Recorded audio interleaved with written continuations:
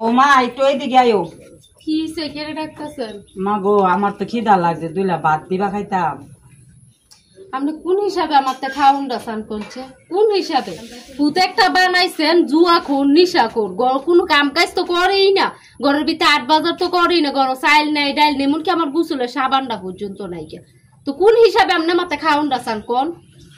মা গো তুমি এইভাবে কথা কও করে? মা আমার ছেলেটা তো এমন ছিল না, আগে তো অনেক ভালো ছিল, এখন খারাপ বন্ধু বান্ধবের সাথে মিশা আমার ছেলেটা বাজে হতে নামছে গা, নেশার হতে গেছে গা। মা আমি তো যথেষ্ট চেষ্টা করছি আমার ছেলেটারে ভালো হতে আনার জন্য, আমি তো মা পারছি না, কি করবো? তো না আমি কি করতাম কোনছে? আমি কি করতাম কোন? আমার যদি ফেরো ভাত না খায়, কিন্তু না কাপড় না খায়, তো কি আমি হার কাছে পড়ে থাকমু? থাকতাম না তো। আমি আর কয়েকটা দিন দেখমু, তারপরে আমি আমার ফুট বেড়ে যাবো গা।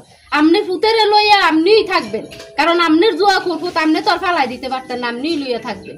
তো মা কি করবো, আমি কি না খাইয়া থাকবো? ও না আমি কি কর, আপনি একটা কাম করেন, আপনি দেখেন যেটি গয়না বাত আছে আপনি যেটি গন্তা বাত লইয়া করে খাইয়ালাম, পরে আপনার ভূতে 8 বাজার করলে আমি রাইন্দা ফরাই করে দিয়ালাম। আচ্ছা মা ঠিক আছে, তো আমি তোমার যেটি রেনে যাই দেখি গা, ভাত রাঁধছিনি, আমার প্রচুর খিদা লাগছে মা। বুড়া মানুষ আর কতক্ষণ না খাইয়ে থাকবেন? কি যে করতাম আমি।